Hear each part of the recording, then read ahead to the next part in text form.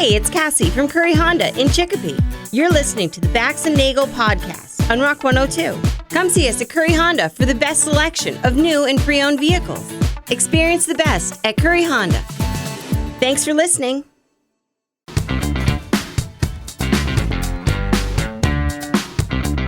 Rock 102, Springfield's Classic Rock. It's 5:34 in the Doors with Bax and Nagle on Rock 102. It's going to be a mix of sun and clouds today with a high of 89. Tomorrow, sunny with a high of 85. It is 69 giggity in downtown Springfield. You know, after the show today, when you want to hear it all over again or you missed parts of it, because you're going to want to listen to today's show, check out the daily podcast. It is posted every day after the show, brought to you by Curry Honda Chicopee. Experience the best.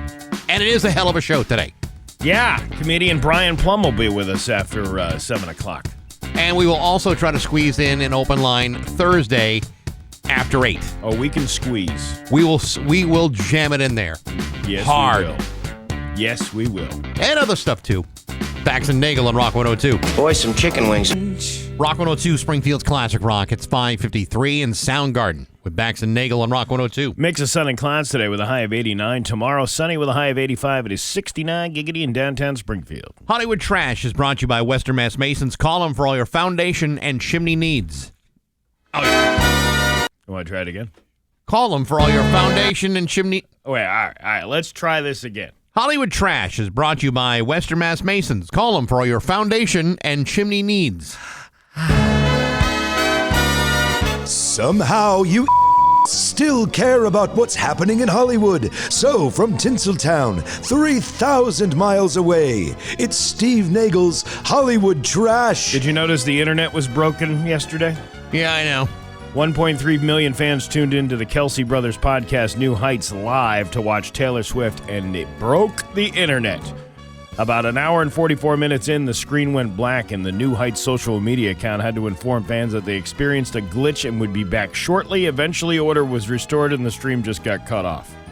And there was a great sigh of relief as a result of it. Now, here are 10 takeaways. Would you like a takeaway? I'll take a few takeaways. Taylor shared the cover of her 12th album, The Life of a Showgirl. It's available for pre-order on her site. There's also a limited amount of 4 different CDs, each with a different cover and accessory, like a necklace or a keychain. Will the album be loaded with pretentious lyrics? You know what? Because that's what I like about her. Say all you want about her, but that's marketing genius. You offer 4 different albums of the same album, and all these kids want to go buy every single album just to get the same trinket that everybody else is getting. It's like buying 4 different boxes of Captain Crunch, because if you have enough box tops, you can get a hat. Absolutely. She shared this 12-song track list, which includes a feature from Sabrina Carpenter, as well as the release date. It comes out on October 3rd. There won't be any bonus songs. There's no other songs coming. There's not a 13th. This is the record I've been wanting to make for a long time. She's also chose the color orange because of, quote, it feels like kind of energetically how my life has felt. She said that the album is about what's going on behind the scenes in my inner life during the Eras tour, which was so exuberant and electric and vibrant. It's the most ridiculous thing I've ever heard. What? This is the album I wanted to make for a very long time. What? One that sells like 1 billion copies? Like the last 4? Well, you know, she's more power to her. I guess. Taylor's goal for the album was to create melodies that are so infectious you're angry at it, and lyrics that are just as vivid but crisp and focused and completely intentional. I'll have to wait to see which new song I'm going to be on. I can't wait to see how pretentious those lyrics get. My favorite song is Betty. That's the one? Yeah. Betty? Yeah. What's that one about? It's about Betty. Is that the lady that's married to this guy, Barney, and they live next to this couple? No. And they've got they got a dog that looks like a dinosaur, and the guy's got No, that was off the ankles for ears. That was off the Hanna-Barbera album. Oh, yeah. Okay. I got you. Somehow she found time to work on the album while in Europe for the Eras tour. Travis says all 12 songs are bangers. What else? Yeah, what else is he going to say? So is my girlfriend. She's a banger, too. My girlfriend's about to release a new album, and it sucks. It's about a lot. It's a lot more upbeat, and it's a lot more fun pop like excitement, and I think it's a complete 180 from a lot of the songs on the Tortured Poets for sure. Taylor says the theme of the album, quote, isn't really about what happened to me on stage. It's about what was going on off stage. Taylor said, what is she talking about? What is she like? She's going to do a whole album side of football-related songs. I had to use the bathroom at a travel center, and it was so gross in there. So gross. But we were on the Eras tour. What was I going to do? I had to go. I had to wear Crocs when I went in the bathroom just to not get the water on my And the feet. band was using the toilet on the bus. Yeah. Taylor says there's are do's and don'ts of leaving Easter eggs for fans. They'll always point to her music and never her personal life. She's currently obsessed with making sourdough bread, and she says she talks about bread 60% of the time now. Oh, Jesus. She's obsessed with making sourdough. Poor Travis Kelce. More than 8 million people watch the uncensored YouTube version of the podcast. Can you imagine that? In one episode, 8 million people. Yeah, that's pretty effective marketing. How many downloads do we get on our podcast every Not day? nearly that Are many. you sure? Positive. Well, listen to that, Bax. You only wanted one copy point. We got through all 10. That's great. Didn't expect to get through half of them. People joke about men dating women half their age, but with Leonardo DiCaprio, you could say that almost literally. He's 50 now, and his current girlfriend, Vittoria Soretti, is 27. What? Oh, this ain't going to last. Leo just feels younger than his age. In a new interview with Esquire, he was asked, if you don't know how old you are, how old are you right now? And he said 32. He called that his emotional age. And whether he's 32 or 50, he said he believes he wants to be more honest and not waste time. I need to bang as many young chicks as I possibly can. Now, because 25 has always seemed to be the cutoff, Yeah. if he's 2 years older than he was 2 years ago, does that mean the number for the cutoff rises in proportion to his age? I don't know how that's working, but maybe it's because he got so much guff because of that. I don't think he's worried about guff. You don't think so? I don't really think that's a concern for him. You have to be up front. It's almost a responsibility because much more of your life is behind you than it's ahead of you. Elsewhere in the interview, he says that his biggest career regret is turning down Mark Wahlberg's role in Boogie Nights. He did? Yeah. He wouldn't. That's a regret. He wouldn't have been good in I that. don't think he would have been good in that at all. Mark Wahlberg was the one that made that part, you know? Actually, I believe the prop department made that part. That's not real? No. How is it not real? It's not real. But they showed a picture of it at the end. Yes, and it was a prosthetic limb. I don't believe that at all. At all. Better believe it. It's true. Love it or hate it, everyone knows Mariah Carey's 1994 earworm, All I Want for Christmas. But have you seen the video? I think I have. Mariah was filming and said it was, quote, definitely not chic or effortless. It was so cold that she remembers her hair freezing. In it, Mariah wears a Santa Claus dress in the snow. It was a look that has since become iconic, and she still wears it. Really? Yeah. Has it been let out a little bit? Someone said, do you still have that one? And I'm like, yeah, I use the same one every single year. Okay. Well, good for her. If she can still, rock it, she can rock it. Kim Kardashian caused the scene at the LA's Basta Basta after choking down on a king-sized meatball. Really? She must have something to say. Oh my God, the last time I had anything that big and round in my mouth, Ray J was polishing his disco mushroom before glazing me like a Cinnabon in that sex tape you can purchase on YouPorn for $39.95. Caitlin? I never got that down and dirty with your mother, Chris Kim, but I once parked the pork torpedo in the ham hammock so deep it needed a Sherpa to find daylight. Okay. And I was swinging my tuna tenderizer at those roast beef curtains like Otani trying to park a high heater in the cheap seats. What are you trying to say? What I'm trying to say is after holding back for a week, I unloaded so hard her lap looked like a manatee giving birth in a tub of tapioca.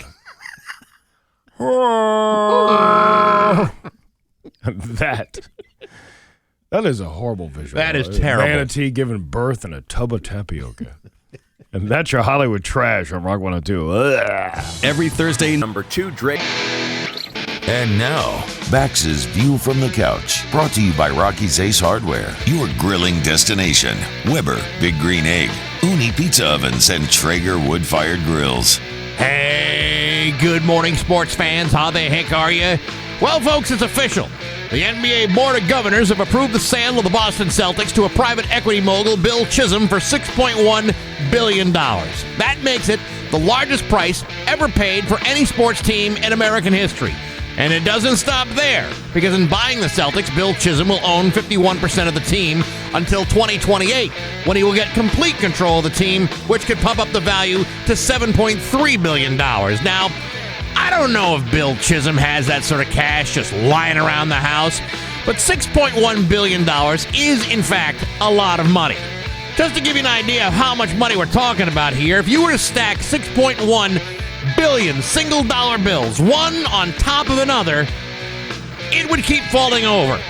That's how much money we're talking about. Now, before you say, Baxy, $6.1 billion bucks is a lot of money, but isn't that just the cost of doing business in the NBA these days? To which I would say, no, it is not.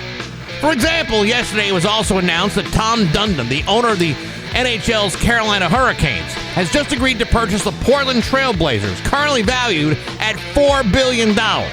Don't think there's a difference between $4 billion and $6.1 billion? Try counting it and then get back to me. No, $6.1 billion is an obscenely large amount of money for anything. However, even if it is the largest price ever paid for an American sports franchise, it won't be for long. Recently, Mark Walter, owner of the Dodgers, agreed to purchase the Lakers. That's a deal that could exceed $10 billion. Meanwhile, I was recently able to save $3 on a bottle of shampoo and some toothpaste using my CVS Extra Bucks. Granted, it's not like I bought the Portland Trail Blazers for those kind of deep savings at my disposal, but at least I was able to use that $3 to buy something else. I just won't be able to get back into sports ownership like I used to when I owned that largely worthless single share of non-dividend paying Green Bay Packers stock that I lost in the divorce. That thing might have been my only hope. In the meantime, go Celtics. But hey, enough of my yapping. Sports brought to you by Rocky's Ace Hardware. You know the Big E is only 28 days away? It's true. You can skip the line, save yourself some time, and get Big E discount tickets right now at Rocky's Ace Hardware. I'm Bax. That's my view from the couch. Rock 102, Springfield. Rock 102, Springfield's Classic Rock at 6:15, and Aerosmith with Bax and Nagle on Rock 102. Mix of sun and clouds with a high of 89. Tomorrow, sunny with a high of 85. It is 69 giggity in downtown Springfield. What a show, man. I'm telling you what, Brian Plum's going to be here after 7. Open line Thursday because, you know, we're off tomorrow. I'm off tomorrow, so today is my Friday. So there's that. And then there's other stuff, too, today. There's best of all next week because I'm off on vacation. And so I'll be here pressing buttons. And by the way, we'll also have more tickets to see the Blood Brothers at 52 Sumner on Saturday. Being a great show with Peter Newland from Fat, who was here yesterday, too. So loads of stuff going on today. That guy was so quiet. I didn't. I couldn't get any information out of him. Really? Because I thought he was quite talkative. Are you sure? Yes, he had a lot to say. Yeah, you know, yesterday we all went for a lunch at the Fletcher's Barbecue. Yes. I gotta tell you, man. I always like trying like new stuff, even though my go-to would because the boss was paying for it. I would have went for the New York strip steak, which is probably one of the more expensive items on the menu. So why didn't you? Because Bill Fletcher convinced me to get the duck fried rice, which was chef's kiss. Yeah, I'm sure it was good, but I mean, you know, sometimes when it comes to like free lunches at the company's expense, you always want to take advantage of it. Yeah, I always do, but I also want to take advantage of other food that I've never tried before either. So I had, I've had duck before many years ago, but this was a succulent duck. The succulent duck. Yeah. Yeah. It is so succulent. How succulent was it, Steve? It was so succulent. You've said it before. It's like unicorns frolicking on your tongue. Pink, fluffy unicorns dancing on rainbows, that kind of thing. Right on your taste buds. Oh, I love that. Yeah. But man, what a good place that is. You know, I tried to eat light because I had dinner plans for last night too. Mm-hmm. And so I didn't want to eat too much. Yeah. So I only ordered the 2-pound version of the brisket. And I thought, well, this, that's a nice light lunch. Yeah. It was delicious. Huge. The great part about it is you got the choice between like the moist part of the brisket or the less moist part of the brisket. The one that's more moist, and I'm not saying the word just to make everybody creep out. It's on the menu. Yeah. The moist end of the brisket. When it comes to brisket, I prefer a very large piece of moist meat. I bet you do. And it was succulent. Yeah. I will say it was absolutely delicious. What did Marty have? I don't remember. Marty had I think it was like a pulled pork sandwich. And then Aaron had the it was like the brisket gyro. Yeah. I didn't even see that on the menu. That thing was like, here's the rule: never eat anything bigger than your head. That was bigger than your head. That was bigger than like 4 heads. Yeah. That thing was so huge. She had it, and Callie from sales had it. Yeah. So it was like a whole group. It was like 5 of us there. Yeah, but we also had burnt ends, which were absolutely delicious. Oh yeah, melt in your mouth, delicious, and the barbecue sauce. I mean, it's the whole thing kind of like finishes it off. And then I had Brussels sprouts too. Yeah, I didn't really understand the whole idea about you getting a vegetable. I didn't bother with any vegetables. Why not? Because again, I was trying to eat light. That's why I only ordered the 2 pounds of brisket. And I thought, listen, I don't want to seem like a pig. The Brussels sprouts were really good. Of course, they're good. Of course, I like them charred like that.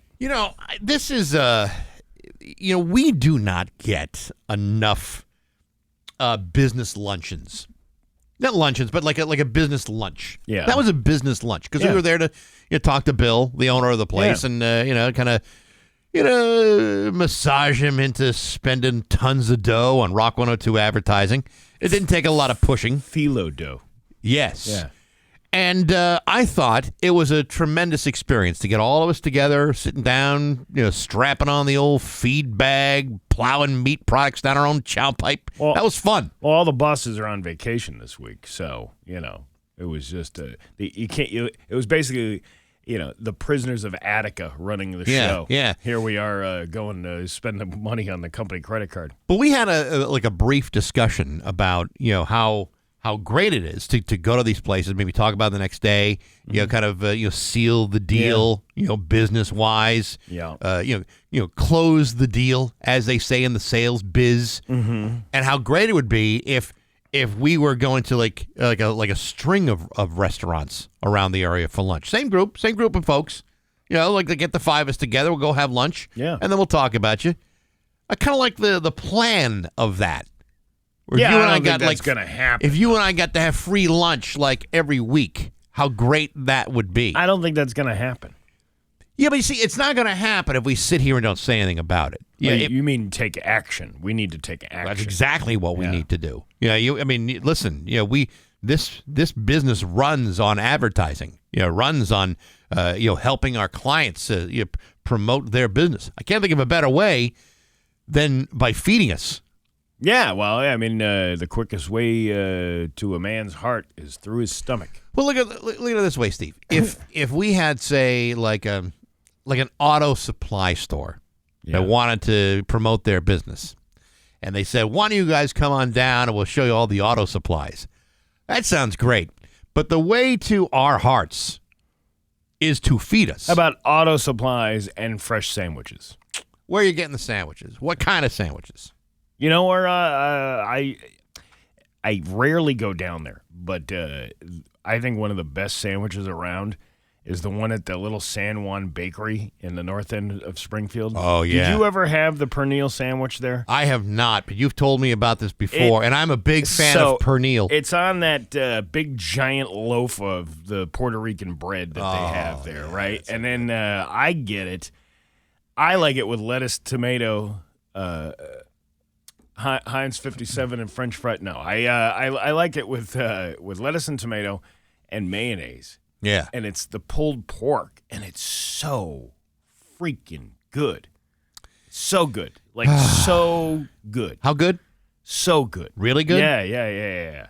You got to try it sometime. You know, the San Juan Bakery in the North End, I don't believe has ever been even approached to advertise on Rock 102. Imagine how healthy that would be for their business. Have you ever been there?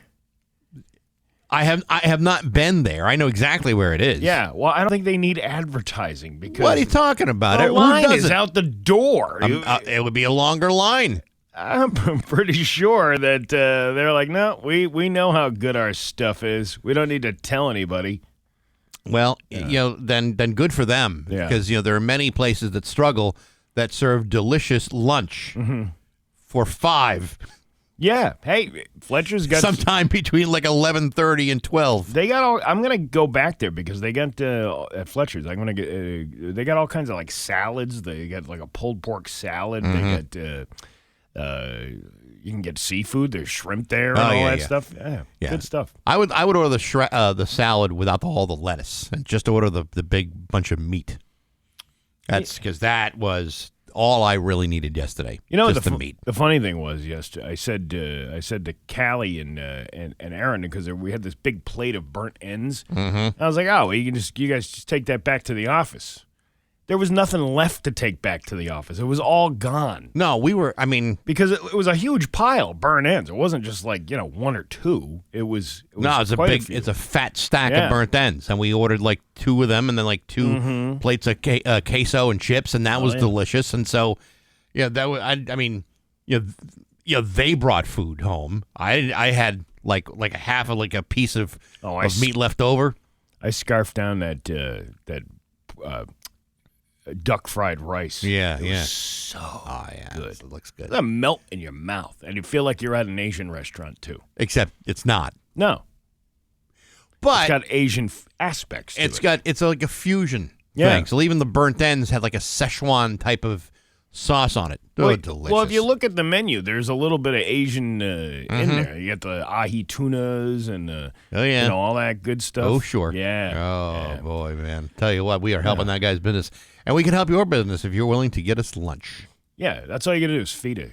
Feed our fat asses. That should be the new slogan. By the way, I don't want this to come off like, we're being like shamelessly selfish. Why not? In this, that's exactly what we're doing. We're trying to help your business by helping our business help us. Right. That's it. And helping us means feeding us. That's it. Yeah. Simple. It's not a real complicated equation. Won't you help a poor morning radio show host? For just one lunch a week. Yeah, that's it. We're withering away. Yeah. It's 6:25 at Rock 102 with Bax and Nagle on Rock 102. Liam's got the full forecast for you.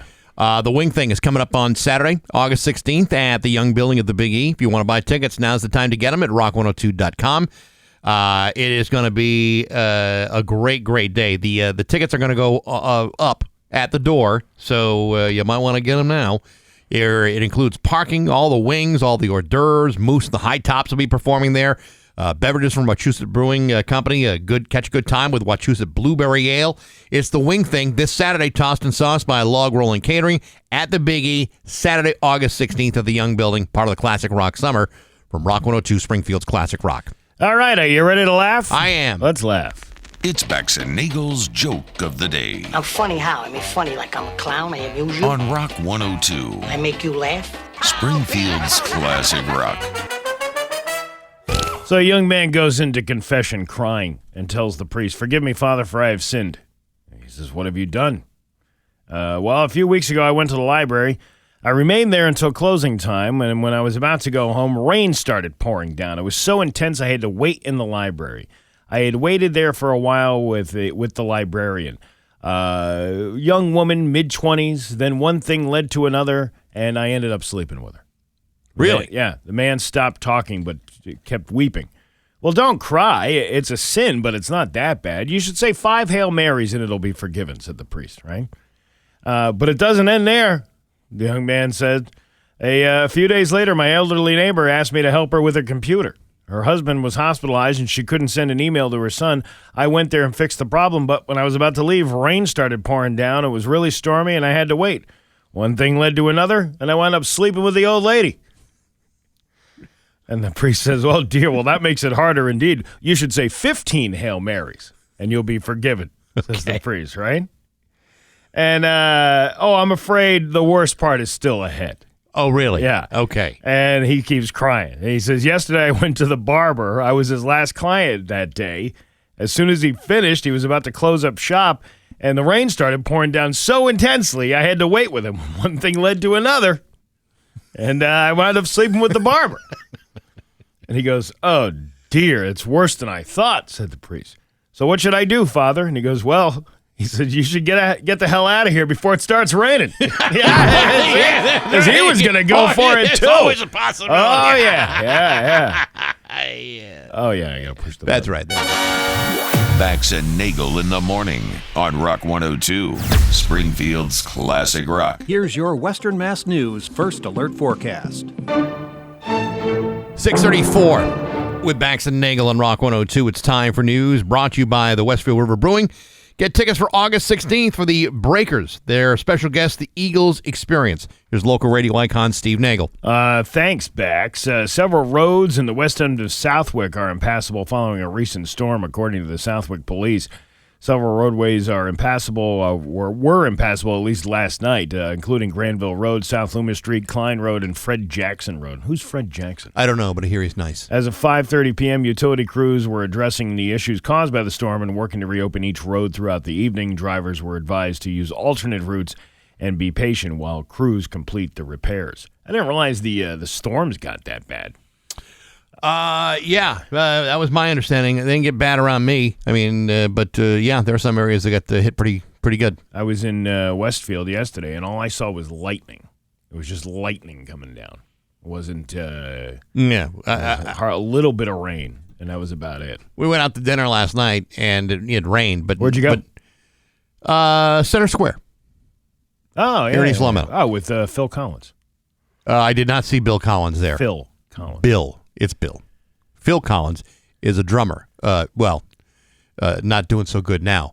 Bill Collins, doing spectacular. Yeah, he's got that album out that I like so much, Against All Odds.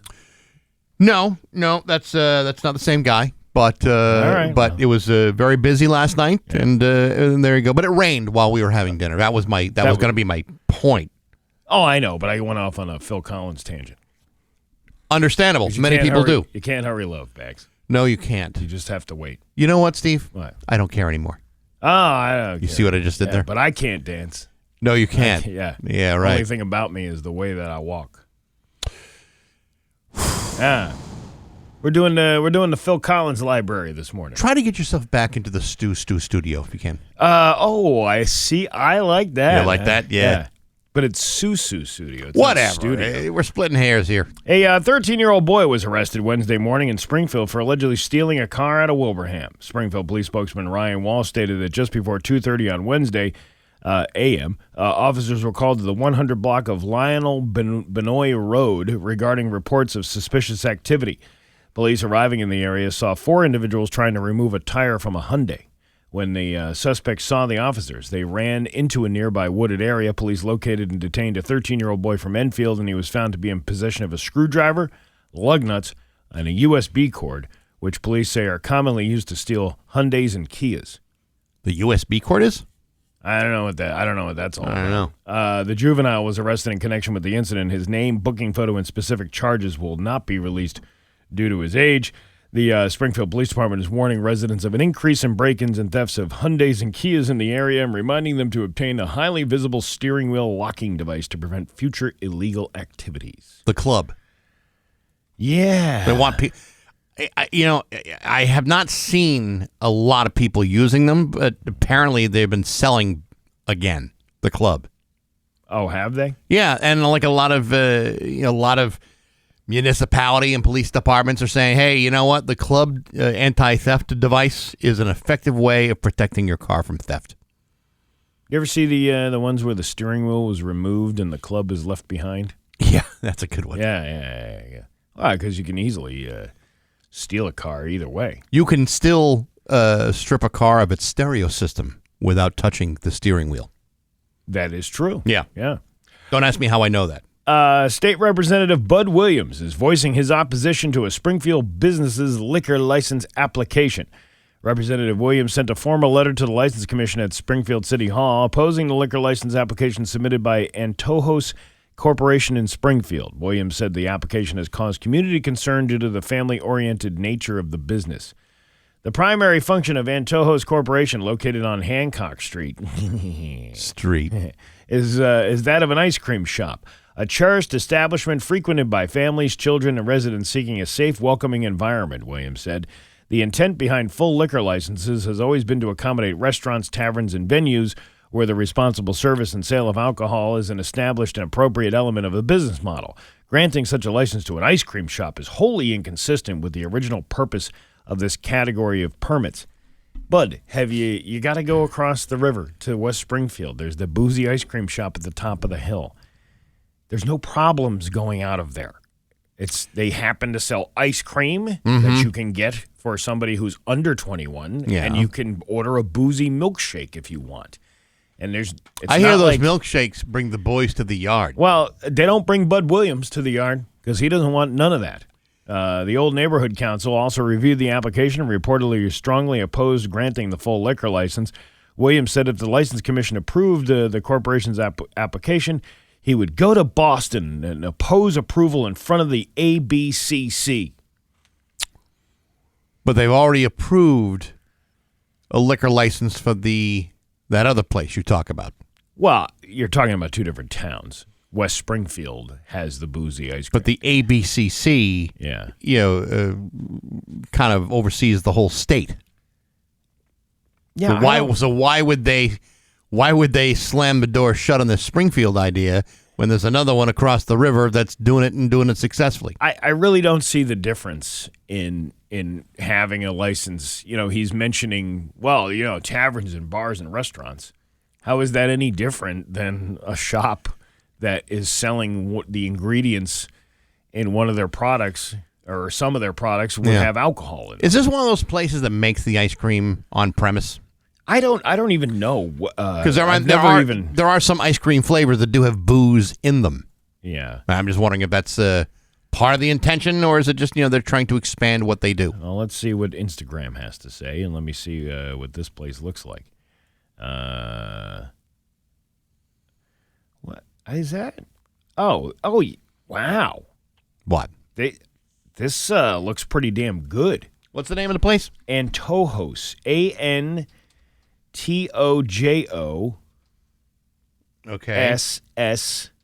SSPRI. Well, it's Antojos in Springfield. Okay. All right. And I'm not seeing anything, but nevertheless. Well, I'm looking at the Instagram page, and they have the Dubai chocolate. Mm-hmm. They have like shakes and ice cream, and I'm looking at the DoorDash page. It does look delicious.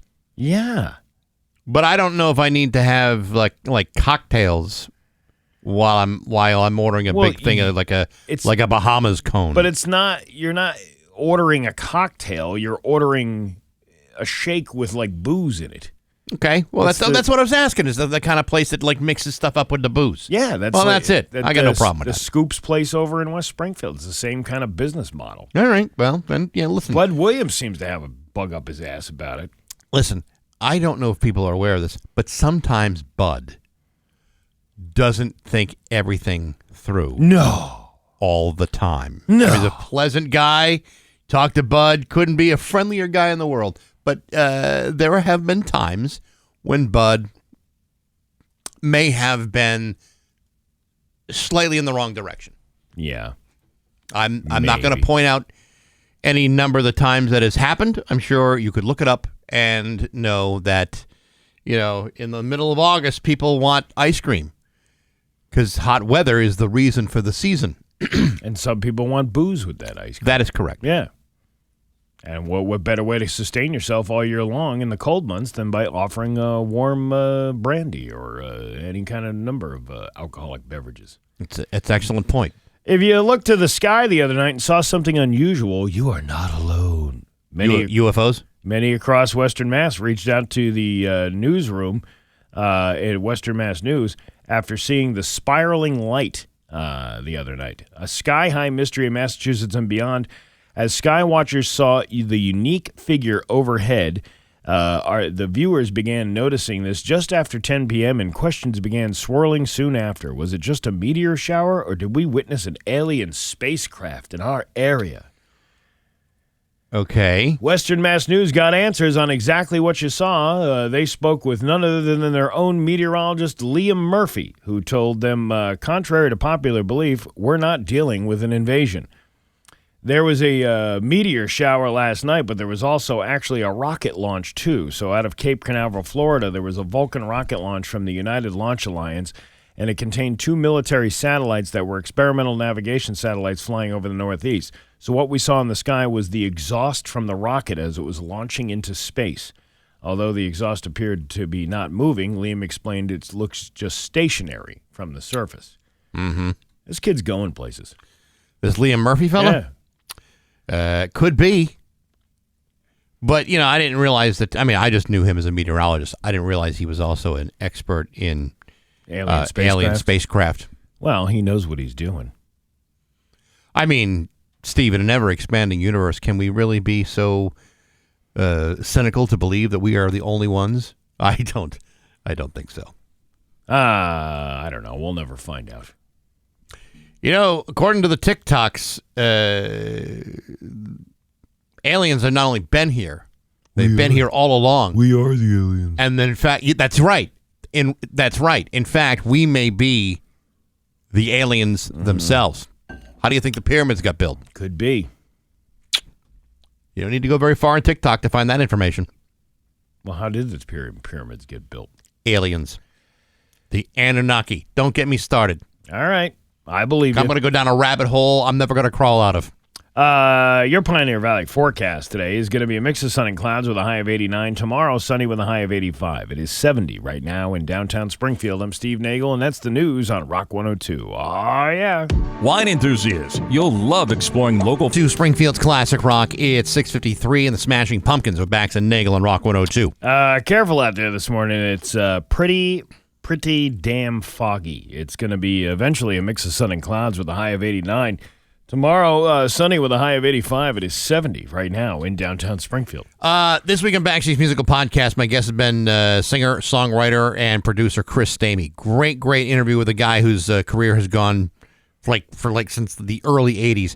Actually, even before that. Formerly of the DBs. Got a brand new record out called Anything Is Possible. He'll be appearing at the Iron Horse on October 28th. So definitely check out that interview. Next week, my guest is Crispian Mills from the band Cooler Shaker. They're going to be at the Bright Music Hall on September 21st. Really cool band, really cool interview, and it's available on Monday on Apple Podcasts, SoundCloud, Spotify, the Rock 102 YouTube channel, and on rock102.com, and on the app, brought to you by Metro Chrysler, Dodge, Jeep, and Ram at Chicopee and Rock 102 Springfield's Classic Rock. I can relate to this guy. The man with the world's largest junk reportedly broke his arm, and he says his enormous package is what caused it. 41-year-old what? He broke his arm because of his enormous junk. Yes, hear me out. 41-year-old Matt Barr lives in London, and he's been in the news a lot over the years. His junk is 14.4 inches. Which I feel small. Mine's only 14.3. Yeah, so, I can imagine you feel inadequate. When fully engorged, if you know what I mean. Sure. He's in the news again after explaining how his massive manhood caused him to slip and fall in the shower. Quote, one of the issues with it being so large is it's not exactly easy to see my feet. He added that any sudden movements can also mess with his balance. I imagine that's true. Well, it's like a pendulum. A big, giant grandfather clock pendulum. Right. Mm-hmm. Exactly. He says he was rushing to get ready for work. Why do you even need to work? Because people don't just throw money at you simply because you got a big unit, Steve. I mean, life is more complicated. Sell the rights to Madame Tussauds and let that wax figurine get viewed by millions of people. They don't have that much wax. You don't think so? No, I don't think they do. Well, how do you light the wick then? Anyway, he says he was rushing to get ready to work and didn't see some shower gel in the tub. Yeah, right. Uh-huh. Because his junk was the only thing in his eye line. And it cast a big shadow. Yeah. He slipped on the soap, fell out of the shower, landed on his shoulder, and ended up with 2 fractures. Well, there's the problem. He should have fallen forward. Yeah, that would have braced his fall. He says it's just the latest way his extra-large goods have caused him trouble. Becoming aroused can make him lightheaded, and it's made relationships hard. No pun intended. I have heard these kinds of complaints in the news before by other men who claim to have the world's largest business. And, man, I can't tell you how bad I feel for these guys. Yeah, it's horrible. My heart bleeds. Well, for your burden. If you think about it, it's too big. It really is. I mean, for functionality purposes, sure. I mean, I'm not going to get into the depths of the depths of the abyss, right? The Sarlacc pits, if you will. There's not a lot of Sarlacc pits that are 14 inches deep. The tar pits of La Brea. Right. Yeah. Right. Yeah. Right. Sure. Right. Anyway, so it might not work out for you because who's going to take that? Well, again, Steve, there's all kinds of practical questions that we could be asking ourselves for days. The fact that he broke his arm because it's too big. Try explaining that to your insurance company. Yeah. How do you do that? Make a claim on that one. Good luck. Insurer says giant member caused him to slip and fall in the shower. Yeah, well, that's an act of God right there. Well, anyway, he recently told a story about how he was with a woman once, swung his hips too quickly, and she wound up with a concussion. He also recently went on vacation and wanted to blunt force trauma. Yeah, well, he wanted to swim in the pool at his resort, so he wore board shorts with compression shorts underneath to keep everything tucked in, but it still wasn't enough. When he got out, his shorts clung to the outline too much, and the manager asked him to leave. You'll understand when you see the photo of him with the broken arm and the sling. He's in loose-fitting slacks, and it's still somehow borderline R-rated. What's the guy's name again? His name is, what is it? Matt Barr, B-A-R-R. That's a odd name for a guy who was built like that. Yeah, well, hey. Okay, Matt Barr, and this is the, okay, I got to look this up. Broken arm. Yeah. All right. Well, okay. Well, he's the poor guy. Yeah, poor guy. Jeez. Oh, yeah. It's kind of hard to hide all that, but you know what? At least he's going to get some sympathy with people wanting to sign it. The cast. Oh yeah, right. Who's going to want to sign the cast? You could sign the other thing too. In longhand. What's that old joke? The guy goes into the urinal and it's what is it? W-Y was the initials on it. Yeah. But his says, one guy says Wendy, because in honor of his wife. Right. But the guy with the big one says, "Welcome to Jamaica. Have a nice day." That's what this guy. It's 7:00 on Rock 102. And now, Bax's View from the Couch, brought to you by Rocky's Ace Hardware, your grilling destination. Weber, Big Green Egg, Uni Pizza Ovens, and Traeger wood-fired grills. Hey, good morning, sports fans. How the heck are you? Folks from the Red Sox are busy cracking off that 10-game winning streak just before the All-Star break. Everyone in Red Sox Nation thought that was a cat's ass. I mean, it's almost as if you could taste the postseason from here. Sadly, the Red Sox are not able to extend that 10-game winning streak once the second half of the season began, although they've still won 13 out of the last 24 games since the All-Star break. And so, I think I speak for everyone when I say it could have been worse. Of course, could have been better, too, since right now the hottest team in baseball happens to be the Milwaukee Brewers, who have not only the best record in baseball, they've just cracked off their 12th straight win in a row. Now, if you're any kind of fan of the Boston Red Sox at all, then you're probably wondering, who cares? And believe me, I share that sentiment. However, in winning 12 games in a row, this has set off a long-standing offer from a local Milwaukee area restaurant that has promised to offer free hamburgers to everybody in the city. Now, the last time this happened was in 1987 when the Brewers opened up their season with 13 in a row. When that happened, the George Webb restaurant served more than 170,000 people at all their convenient locations. Now, I know it's hard to imagine a single Massachusetts-based business offering the same sort of deal for a 12-game winning streak from the Red Sox. I mean, the 99 is already offering to feed your kids for free whenever the Red Sox were lucky enough to win anything. Sure, free hamburgers seem like a pretty good deal. However, I've eaten at that place, and there ain't nothing on that menu worth standing in line for, even with a 12-game winning streak. And so I would love to see somebody here in Massachusetts make that sort of offer. I would like to think it would come from a place worth eating at, because free burgers at that slop house almost seems like a threat. But hey, enough of my yapping. Sports brought to you by Rocky's Ace Hardware. Hey, you cooking outdoors? Rocky's is your place to go for gas grills, pellet grills, pizza ovens, smokers, flat top griddles, Komodo grills, charcoal grills, all the gear. What's your outdoor kitchen missing? You'll find it at your neighborhood Rocky's Ace Hardware. I'm Bax. That's my view from the couch. Rock 102. Rock 102, Springfield's Classic Rock. It's 7:14, and the Rolling Stones of Bax and Nagle on Rock 102. Mix of sun and clouds with a high of 89. It is 71 right now in downtown Springfield. You know, we are never above having someone come in here and shamelessly self-promote themselves, and it's always a pleasure to welcome back Brian Plum. Thank you. It's good to be here to shamelessly plug my shows that are not remotely in the area. So well, that's okay.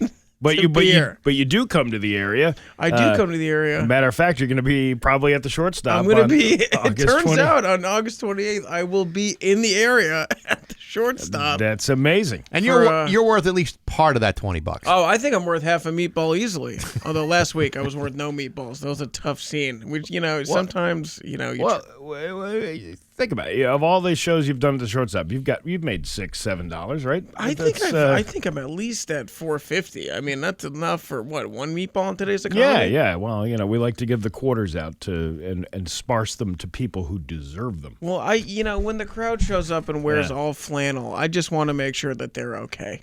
They are good crowds over there, though. They are great. I mean, Westfield is just kind of an interesting cross between like Massachusetts and Alabama. So that's what I like about Westfield. That's my town. I grew up there. Yeah, it is kind of I went to college there. It is kind of the urban/country crossroads of Western Massachusetts. It is. But with a definitive international feel, too. Let's not forget that. Well, that's West Side, right? That's where all the, Vladimir Putin's guys decided to settle.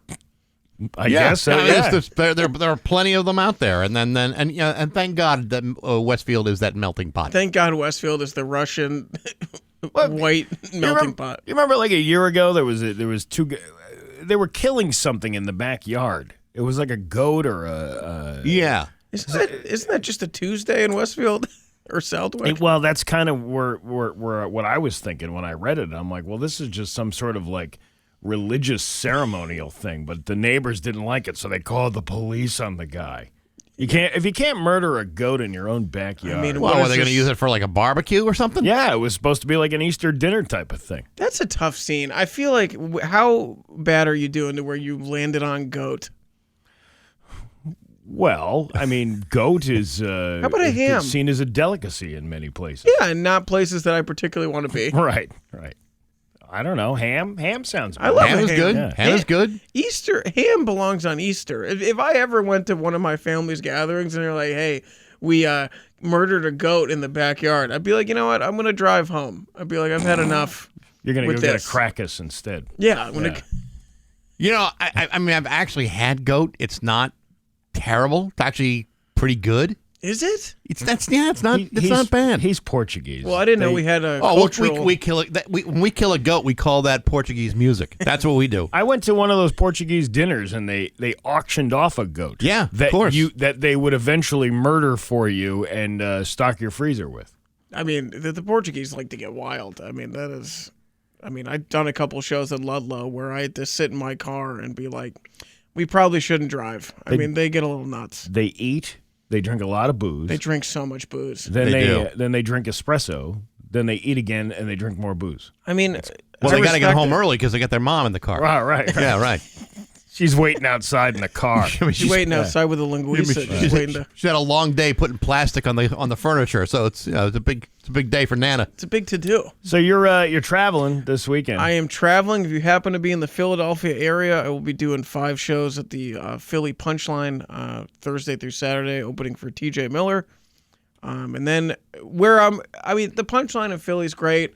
It's a club, and we all love clubs, but it just doesn't hail in comparison to the shortstop on the 28th. Yeah, what are you talking about? Well, but in here in Philadelphia, you're going to do what, like 5 shows? You're doing one tonight? Yeah, I'm doing 1 tonight, 2 tomorrow, 2 Saturday. All right, but you're going to do like maybe 1 every 2 weeks in Westfield. Yes. So, I mean, while it is a substantially better place to do comedy, yeah, the Punchline is running like an actual club. Yes, it's a little different. Do they don't have pasta and meatballs? I'm in my rider. I've requested Walmart meatballs. Yeah. And dinner rolls. We'll see how it happens. I'm not sure the opener is supposed to have a rider. You're asking for a whole lot down there. I'm a diva. Steve. Yeah. This is It's easier than picking out all the one colors of the M&Ms for where do these riders come from? I once read that like Eddie Griffin needs a new pair of shoes every show. Did you read that? No. Is that true? I don't know, but I think it's true. This is uninformed, just based on mythical comedy legends that I've heard. But the Smoking Gun used to have those, like the concert riders and all that stuff. And I think the point was to see how well the people that are putting the show together are paying attention. Oh, so you put something in there. So you put some in there wild to make sure that they are being meticulous and not just throwing you like, oh, here's some Shasta soda for you, or instead of the Coca-Cola that you requested. I wonder by the time you get to the point you have a rider, you're probably still so broken down by this business that you're just like, you know what? Every show, I want a goat. Let's see if they do Wouldn't it. that be nice to have that kind of luxury to be ridiculous? Just to see if they do it. Yeah. Yeah, I'd have fun with it. Yeah, you should definitely ask for a comfort goat. A comfort goat. I would like a goat support animal for the green room. Yeah, you can't. Yeah, I can't hit the stage. There's no goat here. Excuse me. You go to Westfield right now and you get a goat. I'm showing a goat this weekend. Are you? Yeah. There's a 4-H fair down in Summers, and I'm going to be a celebrity goat shower. I mean, I didn't know that there were this much goat action in the area. Yeah, there is. There's it's a county fair going on. They are distinguished. They have mustaches. I get it. And I'm going to be they're the gentlemen of the animal kingdom. They they take a lot of guff. I feel like the goat would live in a gated community and look down upon you. That's how I feel about them. Yeah, like they would be an HOA president. They would be 100%. But the goats would be in charge of the HOA. There'd be a lot of not my neighborhood talk. Yeah. The goats would be Republican. The goats would vote for Trump for sure. The goats would be like, you know what? The border's a big problem here in Summers. In Summers, You know what? And I don't care about, if maybe they start talking about the Middle East. I don't know. Yeah. They're worried about the people from Hamden coming in. Yeah, they're like, the Hamden, we don't want the Hamden goats coming and crossing our borders and taking all the jobs. Well, I always said that the border of Longmeadow and Enfield is kind of like, it reminds me of like I picture what it would look like when the Berlin Wall came down. It's the same thing. When they knocked the wall down, it's like, oh, wow, East Berlin. What happened over here? As a Longmeadow resident, what made Enfield so great is it had people who would buy you alcohol and a McDonald's. So it was a good time in Enfield. Well, that's all they got down there. That's all they got. I mean, a couple people nodding off on the sidewalk, just different cultures.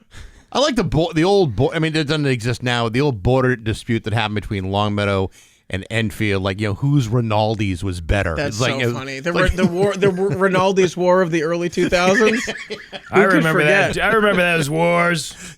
The OG Longmeadow one was really good, but now I walked in. I recently, like within 2 weeks ago, went to the one in Enfield. It's owned by Russians. Oh, really? Yeah, it's a Russian dude. Interesting. Nice guy. Yeah, I'm sure. Shout out to Vladimir. There you go. How's the pizza? Makes a good sub.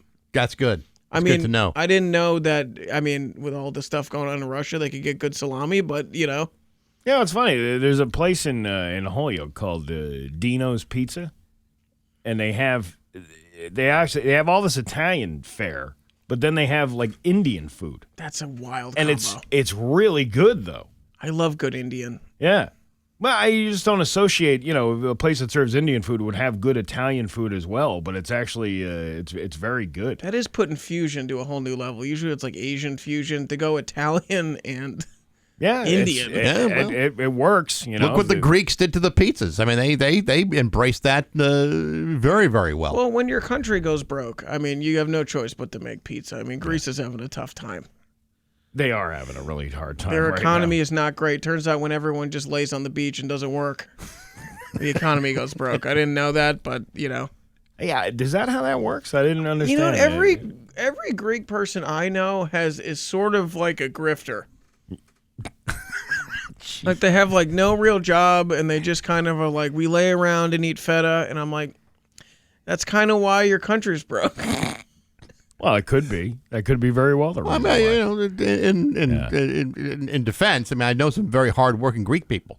Yeah, but that's different from like there's diner Greeks, which are like they work 80 hours a week and they love the gyros, and like I like going to them at 2 a.m. when I'm drunk, and I'm like, let's get a full lamb roast at 2 a.m. Right, yeah. And then there's like the subset of Greeks that are just like, we don't know where the money is coming from. We don't know what's happening. We don't know where the meat comes from. Right. Yeah. Probably best not to ask questions. It's better. It never ask questions. Did you hear us talking about the guy with the biggest junk He had the world's largest junk, and he injured himself because he tripped over his own junk in the shower, and now he's got a broken arm. If you don't think I'd be telling everyone how I got hurt, you got right. another thing going.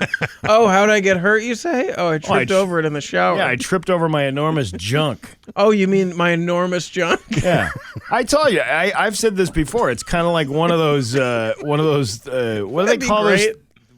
To trip over your own junk? Yeah, I've never come close to have that issue. You know those long snake things that you put in front of a door to keep the air from coming in the wintertime? That's kind of like what I picture this guy. Yeah, when you're smoking in the house, you could put it under the door. Exactly. The sad part is, like, the three of us could be on our knees and still not trip over our junk. No, I have to open with, when I talk about the junk, I have to be like, the retirement plan's good. That's what I lead with. As just to set expectations, like it's not going to be good, but you're comfortable financially. Well, that's the way it works. We're going to morph with Brian Plum at 7:25 on Rock 102. 7:32 with Bax and Nagle, and it is time for news brought to you by, hold on, Gary Rome Hyundai. Technicians get to a $5,000 sign-in bonus right now. Learn more at GaryRomeHyundai.com/family. His local radio icon, Steve Nagle. Hey, by the way, comedian Brian Plum is in the studio. He's here hanging out. We're still here. Still here. All right. right. Waiting for traffic Can't to get pick him up. out. He's waiting for his meatballs and pasta. I'm holding out till the 28th. The Holyoke Police Department responded to numerous citizen complaints that men were allegedly dealing narcotics out of Susie Park in Holyoke. It's like every other day in Holyoke. I was going to say, that's not even news. The police department began to run surveillance in the park in recent days and managed to arrest 2 on charges of distribution of narcotics. Only 2? Well, slow day. Good police work. Hey, we caught 2 out of 10. While conducting the surveillance, Holyoke police managed to witness 40-year-old Jason Swift of Springfield in conducting drug deals off a park bench near the Playscape at Susie Park. When the officers detained him, they reportedly found 89 bags of heroin and 15 vials of crack cocaine stashed inside of plastic bags. Swift will be charged with possession of both Class A and Class B drugs with intent to distribute, according to the investigators. Nearby, police also managed to observe. This is the worst written story. I'm fixing it as I'm reading it. This is the way it's written. Yeah. Nearby, police also managed to observe another alleged drug dealer working out of the car wash at Susie Park. Yesterday, they were talking about Greenfield and how the pubic outrage for the water. Well, it was a big issue, the pubic outrage. You don't want that thing aggravated. No, you don't. No, you don't. The officers managed to arrest the guy near the intersection of Clemente and Cabot Streets. Police managed to discover 19 vials of crack cocaine on him, as well as 3 bags of heroin. Jamroz is also being charged with possession to intent to distribute, disorderly conduct, and resisting arrest. It's a busy day in Holyoke. Does anything good happen on a park bench? I feel like if you're an adult at a park bench, you're either selling drugs or watching children. It's not a good day. No, probably not. Maybe 2 a.m. with a prostitute. Well, yeah, Maybe well, that ends. that's as a- well. Do people do that on a park bench? I don't think I've sat on a park bench in years. I never find myself on a park bench. It's an odd place. Also, that's like where everyone knows you're doing the drug deal. The park bench guy. Yeah. Yeah. Do we know if there's like a state law that says you can't do a drug deal within 500 feet of a playscape? I think that's called the regular law. Yeah. I didn't know. I don't think you're supposed to be doing any of I don't that. think You're not supposed to do it Yeah. like 500 feet of a school or like any kind of dwelling. I think a playscape is like another subset of that law. Well, I mean, it depends on who you're marketing to. I guess. I mean, if you're trying to get a younger crowd in to get addicted to your drugs, a playscape might not be a bad idea. Hey, I'm sorry, officer. We did a whole market plan here. Hey, little Timmy, how would you like to play for 3 days? Yeah. We did a study. You like those monkey bars, kid? Yeah. We're going to be on here for the next 78 hours. So here's this crack. Yeah, we went out and had a marketing study done of where the best places were, and we found that this park bench is a hot spot for sales. Yeah. This is part of our business plan. We did a Facebook Marketplace poll, and we decided that the park bench between the hours of 8 a.m. and 12 is where we get the most action between 12 and 14-year-olds. You can really clean up down there. Officer, kids love it. What if you're getting arrested and all you show is just like a business PowerPoint with a pie chart? As you can see, can't you see that we're actually, this is good for the economy of Holyoke, as you can see. I mean, listen, Holyoke's got a bunch of like We're abandoned. difference makers. I mean, it's either drugs or the abandoned mill. I mean, at some point, you got to make a choice. Well, again, marketing geniuses, I guess, up until the point where you get caught. Then it's over. Then there's no more meetings.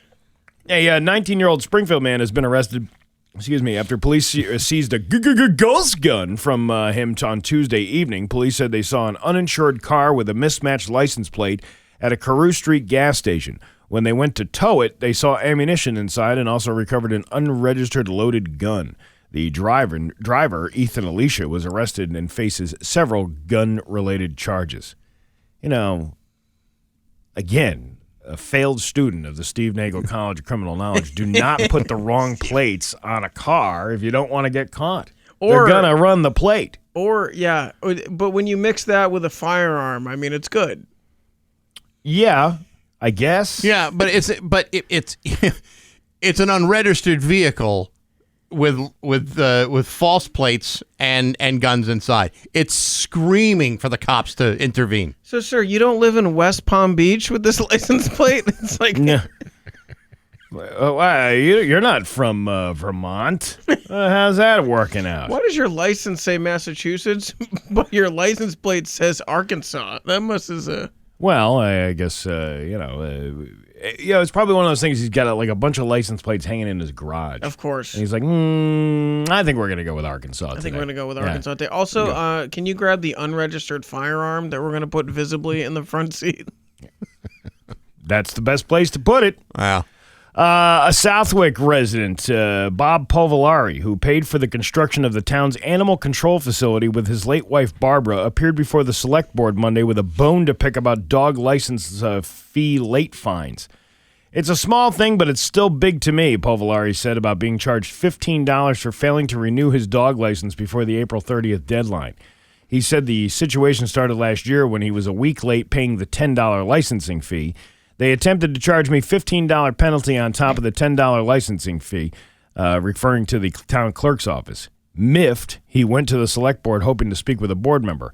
I was assured they'd get back to me. It never happened. He acknowledged that he was paying the late fee again this year by 3 days. They attempted to fine me another $15 penalty, which I haven't paid, and now added since then a $50 fine, and next we go to court, which he said would indicate he indicated he would fight. His issue with the fine that it's 150% of the cost of the dog license. He built the facility. He's also going to pay more in gas to travel to court than the $15 fee. Yeah. How bored is this guy?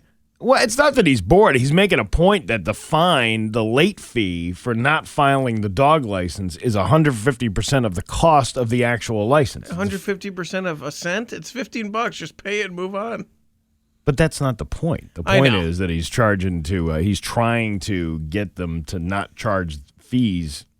Well, with like all the this. things going on in the world, I think it's a worth it fight. Yeah, I mean, he's also billing the facility. Doesn't he get a pass? Like if you for example, bestowed an endowment on your college to build a library. Yeah. Shouldn't you be able to take out a couple books? Why? How is this any different? I think I still have books from the Westfield State Library, so I apologize to them if you're looking for a history book from 1860 that was unread. Was it a classic antique book? It was antique. It was supposed to be for a class. It was antique. It was antique. Now it's just a missing space of the library. Now it's just missing. Now it's got rings from the Keystone Light cans. Surprisingly easy to steal from a library. There's not real security there. Yeah, see, that's not what you're supposed to do. But those books could be. Who else is going to use that book? I mean, it's going to be a nice coaster. This guy said, it's like my annual property tax. If I was one day late on my $8,000 tax bill and you charge me 150%, you give me a $20,000 bill the next day. That would not work. Something is wrong.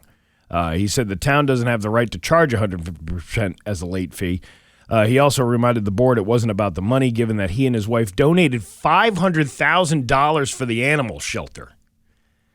You donate $500,000 to the animal shelter, and they're busting your balls about $50. Yeah, I take it back. I would fight it all the way to the Of Supreme course you Court. would. Yeah. Of course. What are the ungrateful of people of Southwick doing? I don't know, but there's going to be some torches and pitchforks in that town any time now. That town government is out of control. I'm surprised they did. Do they have a town government? Yeah, they do. They have a select board. It's just 3 goats. It's no, it's an emu. It's an emu. Yeah. It's the insurance emu and 3 goats. Yeah, exactly. Yeah. It's like a little Disney cartoon when you walk into town hall. The goats are like, they gave us a choice. We could either work for the town government of Southwick or be barbecued in Westfield. Those were the 2 choices on this farm. We're staying here in the South. We're staying here. Although Spirit Airlines was emerging from bankruptcy, the company warns that its financial problems are far from over. In a quarterly report shared on Monday, Spirit Airlines revealed that it's struggling to turn a profit due to a low demand for leisure travel and fierce market competition. As a result, the company continues to experience challenges and uncertainties in its business operation and expects to see these trends continue for the remainder of 2025. Spirit Airlines has already taken measures to address these issues by working on network and product enhancements while placing pilots on unpaid temporary leave. The airline also might sell off some aircrafts, real estate, and airport gates.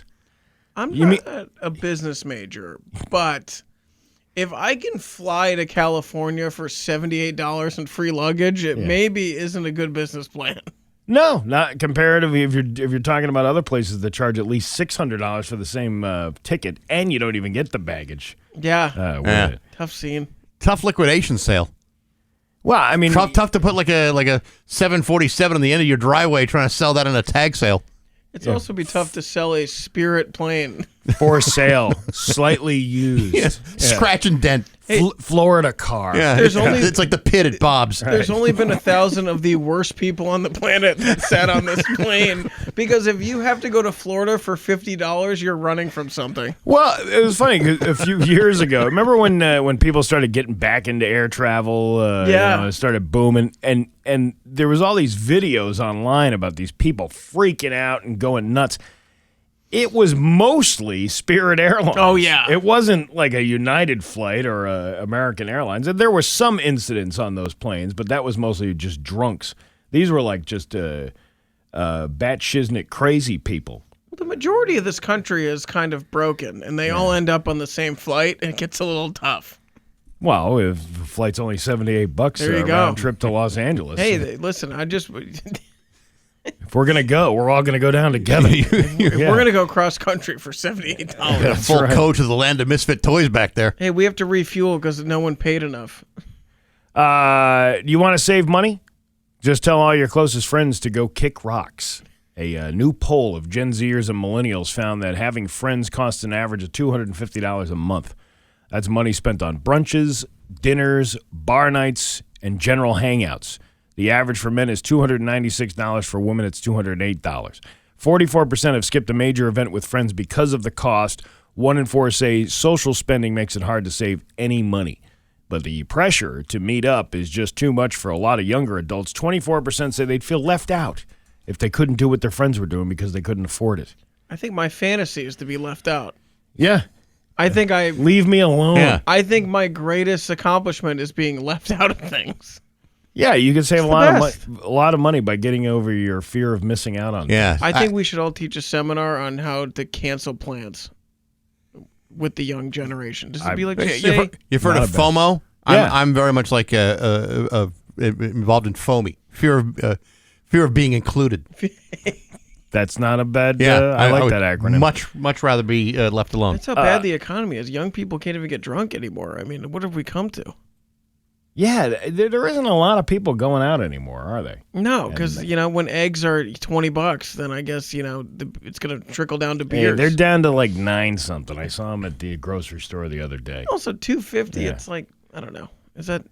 $250 to spend on your friends. Yeah, I guess I would never. Yeah.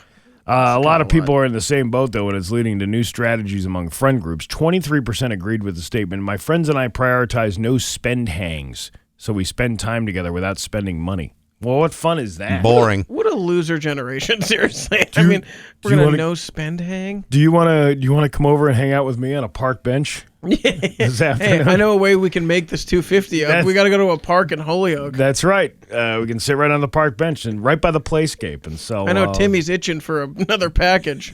But when you think about it, right? When you think about it, I mean, how much is like a beer at a bar these days?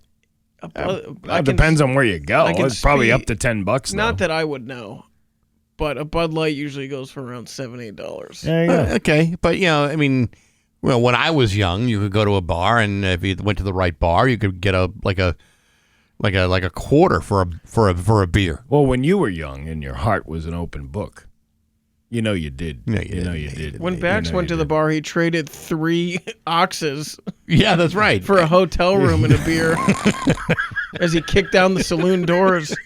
My good sir. I'm here with my oxes. I have 2 oxes. Could I trade you 2 oxes for a case of Milwaukee's best ice? I will even throw in my own daughter. Yeah.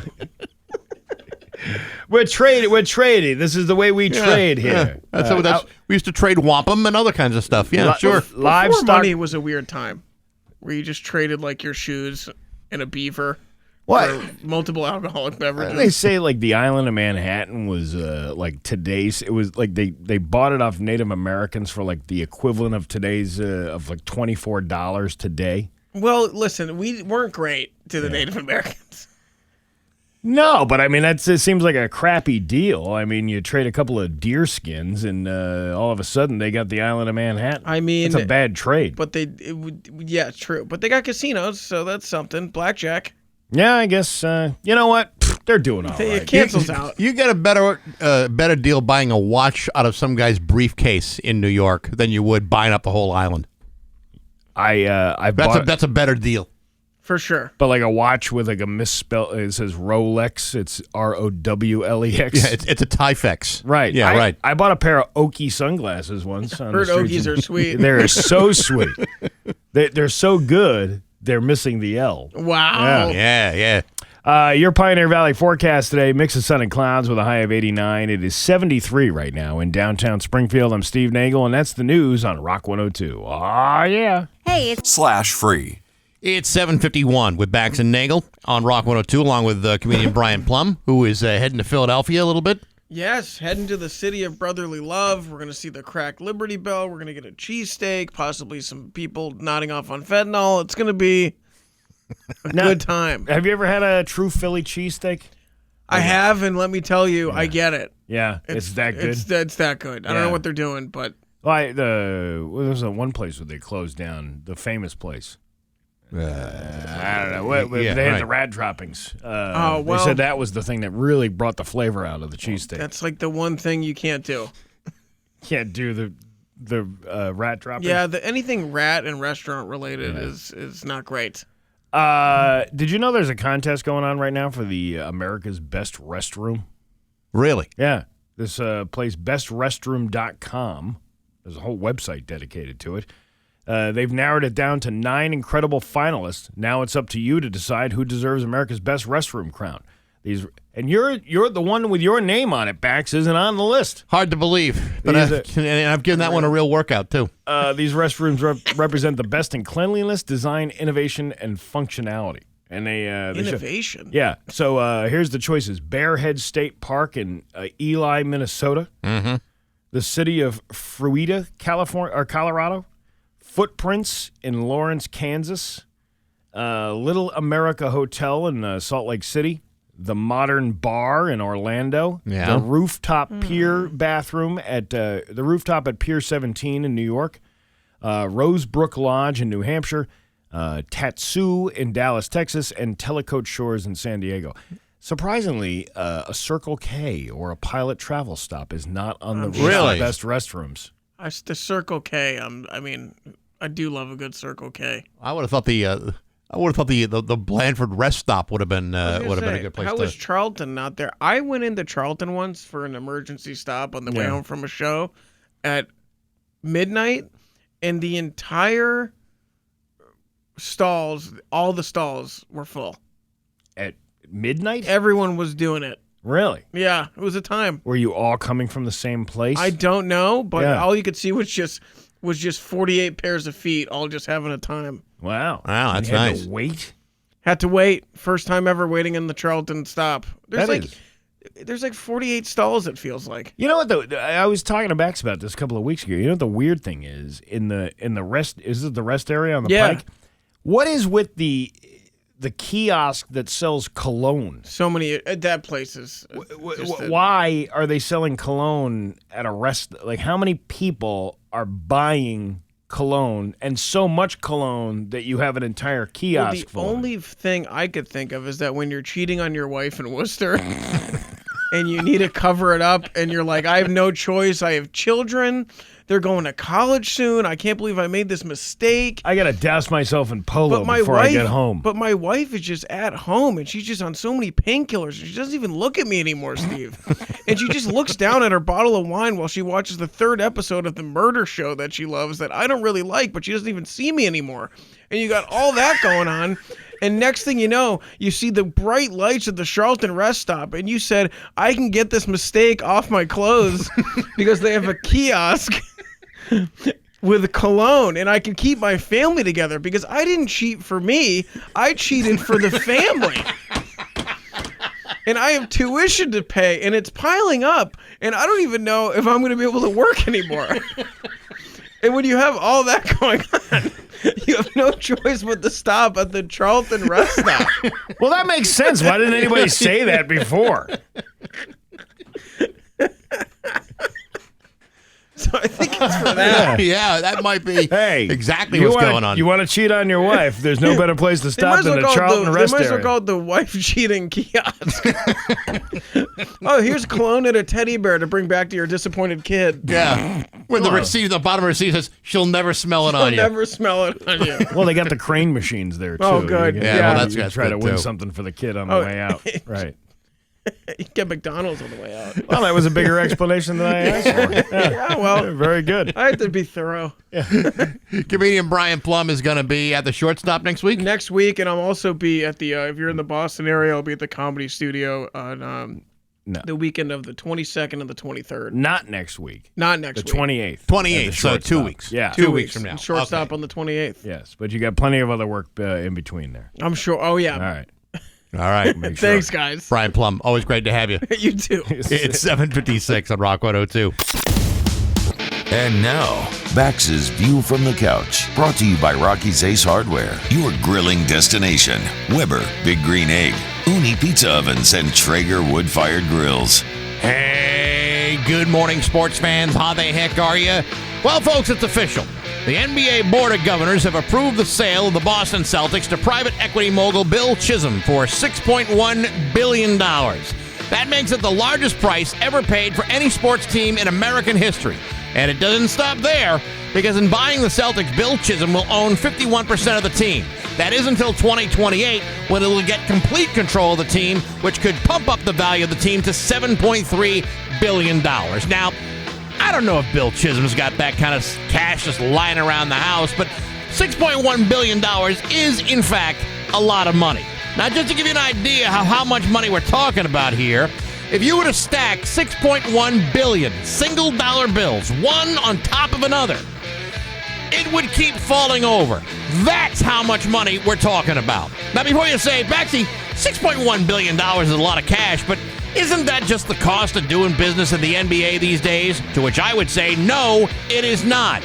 For example, yesterday it was announced that Tom Dundon, the owner of the NHL's Carolina Hurricanes, has just agreed to purchase the Portland Trail Blazers, which is currently valued at $4 billion. Don't think there's a big difference between $4 billion and $6.1 billion?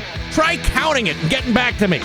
No, $6.1 billion is an obscenely large amount of money for anything. However, even if it is the largest price ever paid for an American sports franchise, it won't be for long.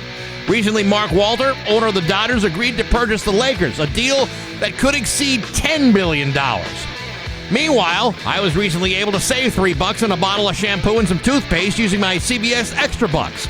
Granted, it's not like I bought the Portland Trail Blazers with those kind of deep savings at my disposal, but at least I might be able to use that $3 to buy something else.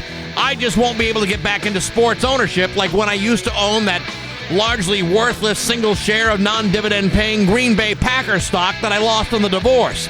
That thing might have been my only hope. In the meantime, go Celtics. But hey, enough of my yapping. Sports brought to you by Rocky's Ace Hardware. You know, the Big E, only 28 days away. Skip the fine, save the time, get Big E discount tickets right now at your neighborhood Rocky's Ace Hardware. I'm Bax. That's my view from the couch. Rock 102. Springfield's classic. Springfield's classic rock. It's 808 and Led Zeppelin with Bax and Nagle on Rock 102. Mix of sun and clouds eventually today with a high of 89. It is 73 right now in downtown Springfield. And now, live from the Aaron Moran Studios in East Long Meadow, Massachusetts, it's Open Line Thursday! Okay, time for Open Line Thursday, brought to you by Linton Septic. Again, like any septic system, what you get out of it depends on what you put into it. And Linton Septic will pump you clean. That's right. So 293-1021, here are the rules to Open Line Thursday. Okay? No foul language, no hate speech, try not to act like a dink, and It's really not that hard. And try to get your point across in 30 seconds or less. Okay? It's simple. It's not hard, but yet some people have a real big problem. But look at the phones, Steve. They're blowing up. They're lighting up. Lighting up. Okay, let's try this one instead. Rock 102. Good morning. Who's this? Hey, it's Joe from Brimfield. Joe, what's up, bud? Yeah, you guys just played Immigrant Song by Led Zeppelin, right? That is correct, yes. Yeah, I remember the story of how Jack Black tweeted Led Zeppelin during the School of Rock movie. Like right after the final scene, Jack Black on the mic said, "Please, Led Zeppelin, please. We need this song." Yes, they did. Yeah, that's a classic, classic scene. No doubt about it. Yeah, and Led Zeppelin were like, "Sure, we'll give it to you," and that pretty much convinced Led Zeppelin to be in like a lot of movies now. Yeah, because of that one scene. That's it. That's all they needed. There you go. Yeah, all right, listen. You have yourself a good week. Song. Okay, thank you. Rock 102. Good morning. Who's this? Hey, good morning, guys. It's Vince the Plumber. All right, Vince, you got 10 seconds. All right, just saying good morning. What's up to my boys at Plumpton and Hill and Dan over at Eddie's Package. Good wine, fine cigars. There you go. That's it? That's all you had? Wow. Yeah, I mean, I got more if you want more. No. Oh, we're all out of time. Oh, I'm out of time. How about that? Rock 102. Good morning. Who's this? Hey, Bax and Steve. How are you? This is Billy Bob from Bay Hey, State. Billy Bob. What's up? Hey, I just want to let you guys know you guys did a great job this week on the show, especially with Tom Brady with his small head and everything. So you guys keep up the good work and keep us laughing down here, okay? All right, Billy Bob. Stay safe out there, okay? Appreciate it. Have a good week. Rock 102. Good morning. Who's this? This is Eric, the tire guy. What's up, Eric? I want to give a shout-out to that. I tried to call in last week, but I couldn't get through to the girl in Longmeadow there. That all these guys are calling in with their what they do for a living. I already heard Vince the plumber, but we need other guys to call in and tell that girl to zip her lip. All right. There you go. That's the same woman that tried to badmouth the Hawkman. We didn't appreciate any of that. Yeah, I give props to the Hawkman. Yeah, no kidding. Yeah. The guy's in a wheelchair, and she's complaining that that he's not enough for her. Terrible. Yeah, he can't speak. He can't even shut the F up. There you go. There you go. All right, thanks, thank man. you, Eric. Rock 102. Good morning. Who's this? This is Kevin. Hey, Kevin. What's up? Hey, what do you call a guy who smokes pot before he masturbates? I don't know. What do you call a guy who smokes pot before he plays with himself?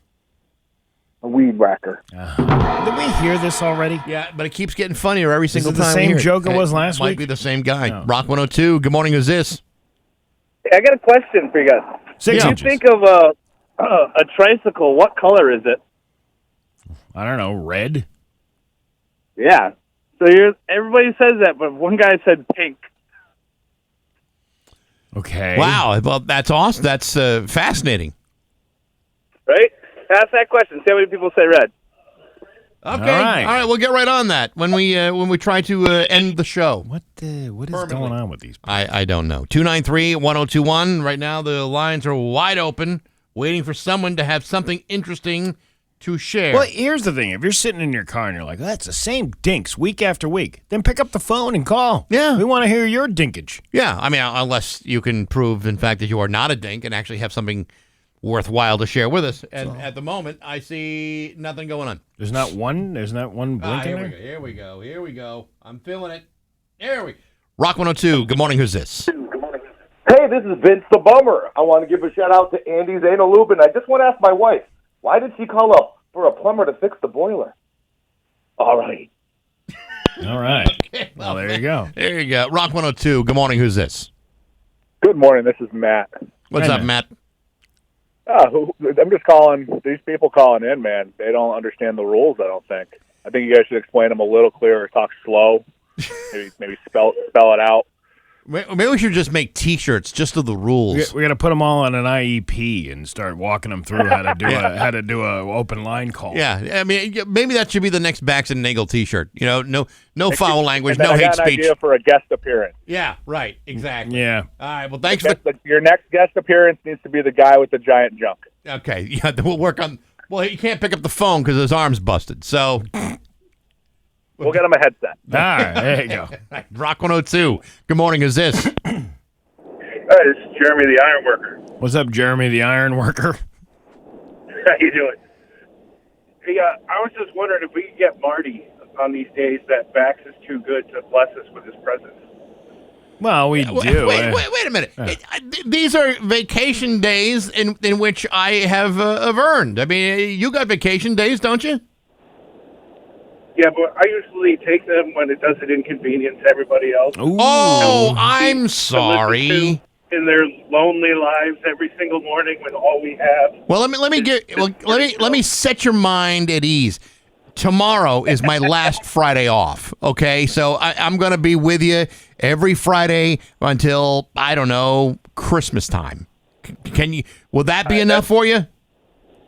Sounds pretty good. All right. Hey, I just want to let you know I've been listening to this radio show since I was in high school and before you even were on it when John was doing it by himself.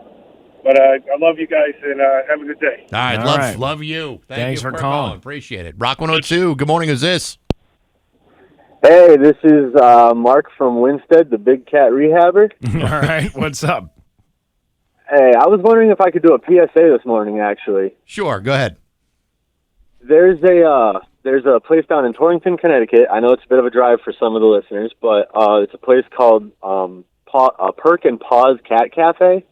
And there's a senior cat that's there that just got there recently because his owner passed away. He's an old orange cat named Simba. He's a super-duper lovable cat. He loves other animals and very affectionate. He's been there for a little while. He's looking for a home, and he does require insulin 2 times a day. That might be what's holding people up on adopting him. And I wanted to put it out there. If anybody knows how to give cats insulin, he's available. If not, I would be willing to reach out and help teach to give a cat insulin because I am properly trained on it and such. And I want this cat to be adopted, and I just don't have the space for him. So if you guys want to get my information or anything like that, to reach out to anybody if they need it or whatever, I would love to be able to give this cat a chance to have a home. He doesn't have much longer. What's your email address? My email is markgelina@gmail.com. All right. Hopefully someone will get in touch with you. All right. Good luck. Yeah. All right. Appreciate thank you. Have a good one, guys. You too. Rock 102. Good morning. Who's this? Hey, it's Mike the Lawn Guy, and I like picking on people because I'm an adult bully. Ooh, somebody's picking a fight with the wrong guy. I'll tell you what, when Mike snaps back, you better run for cover. What's your real name, and what do you do for work so he can make fun of that next time he calls? My name's Vince the Plumber, and I just wanted to give a shout-out to Blumpkin and Hills. Okay. All right. All right. Well, there you go. Rock 102. Rock 102. Good morning. Who's this? Hey, it's Hawkman. What's up, Hawkman? Is this a much more better, clearer, louder, understandable phone call? Yes, it is. I'm sure that Thank lady in God Longmeadow will be very happy. Oh, thank God I made her day. Yeah. But I was wondering, on August 28th, I was looking to take my mother and some friends out to a comedy show and dinner, like maybe out in Western Mass. Is there a good place to go? I'm sorry, I don't speak quadriplegic. What did you say? Don't make me park in all the parking lots. Yeah, there you go. All right, there you go. Yeah, it's till 28th. Dinner and a comedy show. Definitely be there over at the Shortstop. Definitely. I'll see you guys there. All right, buddy. Hawkman. You have a good week. Take care. Rock 102. Good morning. Who's this? Yeah, hi. This is Eric, the civil engineer. So you guys actually have some intelligent people that listen to you. Well, on occasion we do. What's up? Hey, you guys going to ever have Fitzy back? He was hot shit. Miss him. Okay. Well, you can't say that. You see, remember when you just said that it's nice to have someone intelligent? Well, you just broke that rule, didn't you? We would love to have Fitzy on but unfortunately, there are some contractual issues on his part that make that not possible for the moment. But if we ever had the chance to get him back, we would get him back, and he would tell you the same thing. Damn contracts and lawyers, right? That's right. And civil engineers who can't keep their mouths, potty mouths shut. Yeah. But come on now. Be nice. Well, Steve did a comedy show with him a while back. A couple months ago. Yeah, and it was great. It was great seeing him. We all hung out. It was fun. Oh, I'm sure it is. Every time he sounds like a live wire for sure. Oh, he's a caution. All right, listen, we appreciate the call. Thank you. All right, Rock 102. Good morning. Who's this? Hey, good morning, boys. It's Vince the Plumber again. I really do love this guy that keeps saying my name out there. He's helping the cause.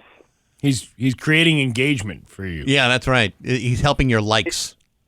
I love it. You know what? I might have to actually start up a Facebook with that Vince the Plumber, just so he can go on there for me and Vince the promote Bummer.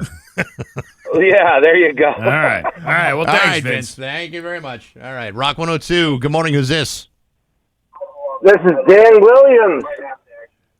It doesn't sound like it. I want to know, Mike, are you going to wear your board shorts and wear your Adidas flip-flops next week on vacation? Hopefully we can get a joining room together.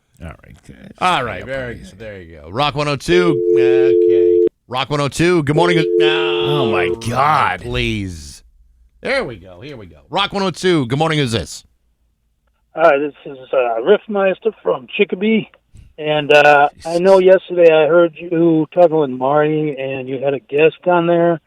But it was really the improv of you guys waiting for them to come through the door. I couldn't have laughed so hard. Oh, with Peter Newland and Yes, it was so hilarious. Oh, he's our new producer, Peter Newland. Peter Newland, yeah. Okay, sure. That was hilarious. I'm glad you liked it. You practically did it again today, and you were trying to hook things up again. But I do have a question though. On the show tonight, is that with Steve and Marty? There's no show tonight. Yeah, it's it is. 2 weeks. It's the 28th. Okay. All righty. All right. I'll check in then. All right. Thanks a But lot. you're Hey, always more nice than hear welcome to from go to you. the shortstop and enjoy all the delicious food they have to offer. Oh, the shortstop, huh? Yeah. Okay. I'll right. consider that. Okay. All right. All right. Thank you. Okay. All right. Rock 102. Good morning. Who's this? 28. Hi, I was calling to talk to Bax and Nagle. You are on the air. This is El Cuerpo from West Hartford. All right. Turn your radio down, please. first. Okay, we turned it down. All right. Listen, Steve, I saw that you recently played Winding Trails, and we go there all the time, and I was so hoping to see you, and I didn't even know. I was hoping you guys could market that a little better next time. I talked about it for weeks, and I put it online. Did you? I put a QR code up for you to buy tickets. I don't know what else you need me to do. All right. Well, I'll keep an eye out next time. 'Cause I All right. really Yeah. enjoy your guys' show, and I appreciate everything you guys do. All right. Hey, did that guy know that you also do Hold on. a comedy show? Yeah. Shortstop? Right. Rock 102. Good morning. Who's this? Put a QR code up for you to buy. What is with these people today? Rock 102. Good morning. Who's this? Hey, this is John O'Brien, the intern. Wondering if you have any intern positions available. At the moment, we do not, but thank you very much for your call. Okay, 293-1021. Maybe take one or two more. Hopefully. Rock 102. Good morning. Who's this? Hey, good morning, Alan and Palmer. Hey, what's up? Just wanted to say, love the show. Was able to see Steve's show last week. Can't wait till the 28th. And have a great weekend. Awesome. All right, man. Thank you very much. That was a crisp, clear phone call. You want to end on that one? Well, I can take one more. One more here. Rock 102. Good morning. Who's this? Oh, sorry. I was trying to get the plumbing show. How many times is that guy going to call today? Unbelievable. Well, two, Hey, good apparently. luck, boys. Have a good weekend. Enjoy your vacation, Steve. All right, thanks, man. All right, there you go. All right, well, I've had enough. You know, I was hoping to go on vacation with like a bang, like a good open line, a good, solid show. Hawkman seemed to like it. Well, one guy did. And laughter is the best That's medicine. right. It's 8:23. Thanks to Linton Septic for sponsoring Open Line Thursday on Rock 102. It's 8:27 with Bax and Nagle on Rock 102. Every time we do that segment, as of late, I feel like I'm at a high school party in the 90s with a Coors Light party ball and some Aftershock. Mhm. A bunch of dinks just chiming in about things that they have no idea what they're talking about. I don't think I've ever heard that described so well. That's exactly how I feel. It's a Coors Light party ball and some Aftershock. Yeah. Makes people say stupid things and do stupid things. Right. Yeah. And even with rules firmly set in place. It's like, I've been sitting around this party ball for 6.5 hours. I didn't hear any of your rules, and all I heard was septic system and then the number. I miss the Coors Light party ball. Yeah. We used to make lanterns out of them after they were done with them. We had the Matt's party ball. That was before Coors came into the area, came into like the Northeast, and the Matt's party ball was not good beer, but it was the kind of decanter that was good enough without the full commitment of a keg. Do you ever have the Aftershock too with the candy inside? That The was rock candy. Slightly after my time, the Aftershock, but I've seen it. Can't say I've ever had it. That was kind of like the beginning of all those liqueurs. The flavored liqueurs started coming out with that, Goldschlager, things like that. Yeah, I was more like, my time was more like when like malt liquor was being mass produced. Oh yeah, nationally. So it's like you could have the party ball, but then knock it down with a King Cobra Chaser or something like that. A Thunderbird. Yeah, Or that's a right. Steel Reserve. Ooh, that's that. You know what? Many nights were ruined by Steel Reserve. That makes you want to fight people. It does, doesn't it? Yeah. And I'm not a fighter, but I mean, enough Steel Reserve. You want to punch someone in the throat. Everybody's a fighter, as long as you have enough Steel Reserve. You don't have to be a training fighter to want to fight after drinking one of them. I'll tell you, after a night of like Brass Monkey or Mr. Boston's Live Vodka, at that point, at the end of the night, you taste the rainbow. Yeah, it was funny. We were at lunch at Fletcher's yesterday over in Longmeadow, and they have like one of the menu items is like it's like a double lunch, and one of it's a pulled pork sandwich and a martini. Yeah, right. Yeah. Yeah. The lunch martini is always a great way to ruin an afternoon. What menu item? I should have asked him this.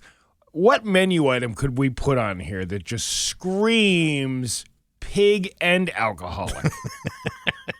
How about a pork sandwich and a Manhattan? I'll have the cirrhosis of the liver special, please. Make mine a triple. It's smoked. We smoke it in the smoker in the back at Fletcher's. You can get your drink on at noontime. You're day drunk. I never really cared for that. I was not against it back in my my younger days. Now the idea of day drunk, afternoon drunk, or even night drunk is completely unsavory to me. Well, the idea of, I've been so far removed from it. The idea of drinking any alcohol is kind of like, bleh. Yeah, like, I'm you're totally with you. Because I'm actually tired at night. Actually getting restful sleep. Listen, my wife and I love dinner at 4:00 in the afternoon. Yeah, and we like being in bed by 7:30. That's how we live our lives. And the most fun that you have is by emptying out all your pill separators and saying, "Let's have one of those pill parties where you're just grabbing a handful of pills." You ever remember those parties they used to do that where they just put a bunch of pills in a bin and the kids would just grab a handful of them and see what happens? Oh, listen, sometimes my wife and I like to get romantic and separate our pills together. Yeah, that's what we do. Now, you want some real fun, you wash it down with a Steel Reserve. Especially the ones where it says, do not mix with alcohol. Yeah, that sounds like a challenge. Is it? Yeah, I was going to say, is it a warning or a dare? It's usually a dare. Wrapped in the disguise of a warning. I've always said if you're going to take allergy medication, along with alcohol, you forget you even have allergies. It's true. Yeah. I told you when we were in college, we used to donate our plasma at the blood donor center. And once you do that, they always said as a warning, whatever you do not drink alcohol after donating your plasma. Well, you can't tell a college-age student with a fake ID to avoid alcohol after donating plasma after they've just given you $20 to donate. Yeah. You can't tell me that. Nah, you give me $20 and beers are only a nickel? Yeah, you can give me that warning, and the only thing I heard was, here's your $20. Here's your $20. Don't overdose on alcohol all in one place. Oh, good, because it's import night. Spread it out among several taverns. It's 8:32. News is next on Rock 102. Here, 8:36 with Bax and Nagle on Rock 102. It's time for news brought to you by Gary Rome Hyundai. Technicians get up to a $5,000 sign-in bonus right now. Learn more at GaryRomeHyundai.com/family. Here's local radio icon Steve Nagle. Thanks, Bax. Did you see the alien in the sky the other night? No. Well, if you looked to the sky Tuesday night and saw something unusual, you're not alone. Many across Western Massachusetts reached out to their newsroom, Western Mass News, after seeing this spiraling light Tuesday. A sky-high mystery in Massachusetts and beyond, as sky watchers saw quite the unique figure overhead late on Tuesday night. Our viewers began noticing this just after 10 p.m., and questions began swirling soon online. Was it just a meteor shower, or did we just witness an alien spacecraft in our area? Turns out Liam Neeson over there at Western Mass News, Liam Murphy, whatever, said that it's dust from a rocket that was launched. Is he in Florida? Is he an expert in extraterrestrial transportation? Does he know this for sure? Well, I would trust him. Would you? Yeah. Maybe not for spelling and grammar. For anybody over at Western Mass News, but I would trust them on their astrological what was it? Space. What do you call that stuff? Astronomical. Yeah, that's it. Yes, that thing. Astronomical. Cockless. Right. Yeah. Somebody. That's it. Yeah. Starfire. That's it. That's it. it. Yeah. Yes. Yeah. He said it's from a rocket, so there's no need. Who's to be launching rockets? Cape Canaveral, Florida. That's who. Should be launching rockets this time of year. It's going to orbit over the equator and has the same speed as the Earth's rotation, so when you're looking at it, it seems to be stationary. That's why it wasn't moving. Are we sure that it's not carrying little green men with ray guns?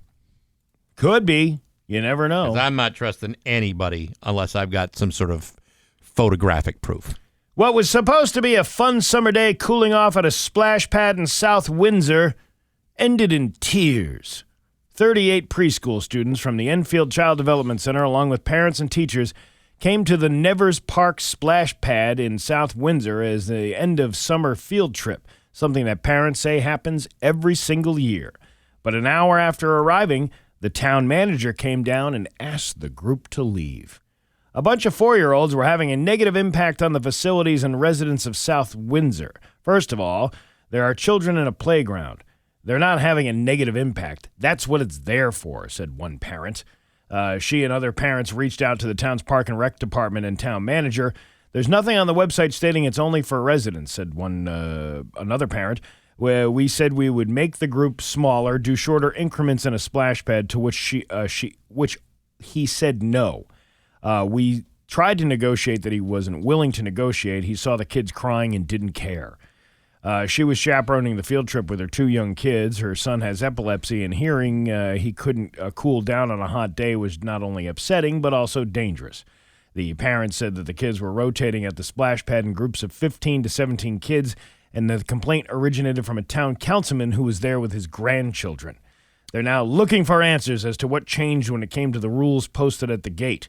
South Windsor's town manager said that he has a right to ask anyone to leave, and he was not aware the school had called ahead of time. He said that by next week, he wants to put a fee in place for any non-residents who come to the splash pad.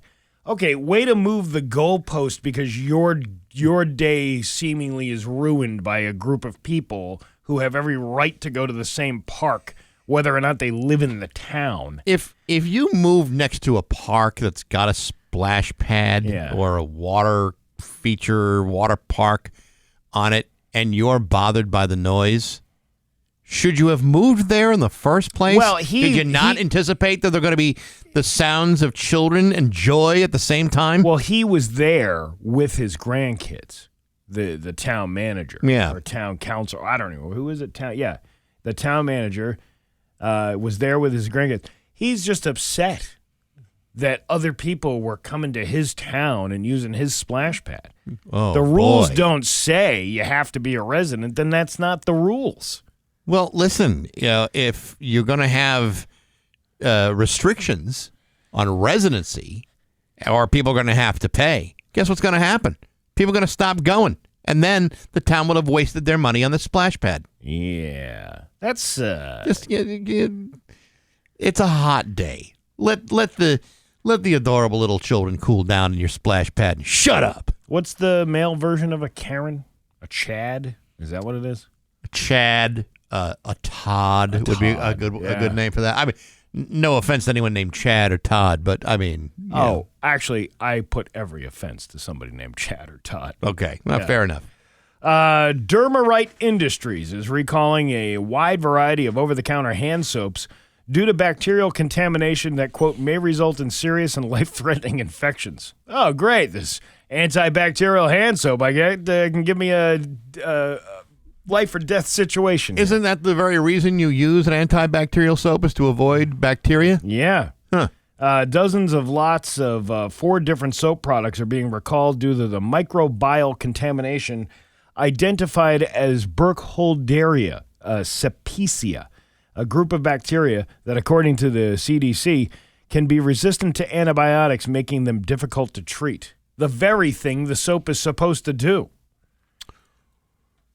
That would suggest that it's not effective in fighting bacteria. The recall includes 22 lots of Dermaclean, an OTC healthcare antiseptic lotion with vitamin E, 1 lot of Dermacera, an OTC external analgesic. Analgesic. An analgesic. Anal.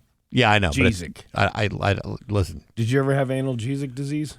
No, but I have taken analgesics before. And temporary relief of itching associated with minor skin irritations. 11 lots of clean foam, which is also an antimicrobial foam soap with aloe vera and 12 lots of Perigene, which is an antiseptic cleanser. The recalled products were distributed nationwide, and in Puerto Rico, Dermarite says it had notified distributors and customers by email to immediately check their inventory and destroy the recalled products. While Burkholder capacity complex poses little risk to healthy people, those with compromised immune systems, and especially those with cystic fibrosis or other chronic lung diseases, are at a particular risk of severe or deadly infection. So I would stop using that. Yeah, that might be the option, to not use that. You know what is surprisingly effective in cleaning your hands? Regular soap. Is that usually how that works? Regular, everyday, normal soap. Never thought about that. Yes. Very effective in cleaning things that are on your hands. You know what I use? I use that Dawn Power Wash stuff. On your body? Yeah. Isn't that a little harsh on your skin? Well, it gets off all the crusties. And the skin. Yeah. Wait a minute. What kind of crusties are we talking about here? I spray it all over my body. I'm like a Dawn. It's not Axe. No, but it takes grease out of your way.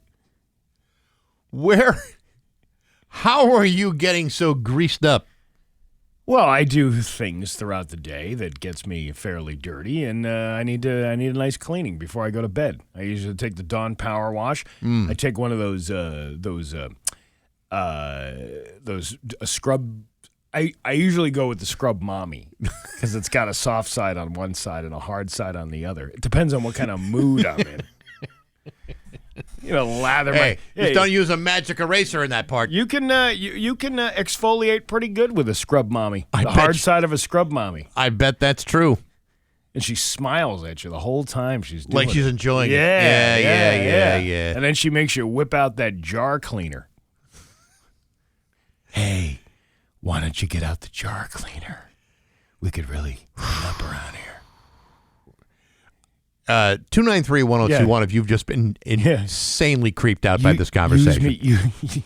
It's the Scrub Mommy as a toy for gratification. Well, our mouth's wide open. It gets hard when it's cold, but then soft when it's hot. Which is which is completely opposite of what you want it to do. Yes, it's totally different. But that's what gives you all that variety. Well, that's her love language. Now you got to finish before Scrub Daddy gets home. Yeah, right. Well, he's a hard one, that guy. Oh, I bet he is, but that's why you got the eye holes. Yeah. Oh, yeah. Did you ever decorate the eye holes of a Scrub Mommy? With soap, I'm talking about. No, I haven't. Actually, I haven't. Yeah, Dawn Power Wash and a Scrub Mommy. Your night is complete. How do we get into these conversations? I have no idea. I don't know. Your Pioneer Valley forecast today is going to be a mix of sun and clouds, eventually with a high of 86. Tomorrow, more of the same with a high of 86. It's 74 right now in downtown Springfield. I'm Steve Nagle, and that's the news on Rock 102. Oh, yeah. Hey,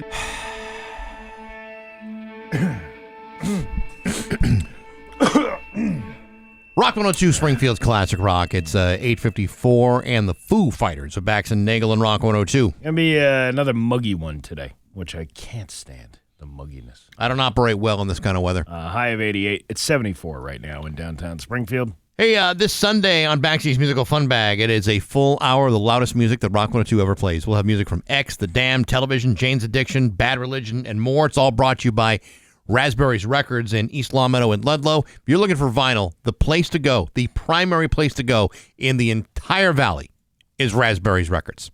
And you heard that from me. Every Sunday night, 9 o'clock, Baxi's Musical Fun Bag on Rock 102. Let's see. Today is Tattoo Removal Day. I don't know if you knew that or not. No, I didn't realize it had a day, and I would imagine all those laser centers are probably already booked. A woman in West Virginia has taken it to another level. She's preserving her husband's Steelers tattoo after he passed away.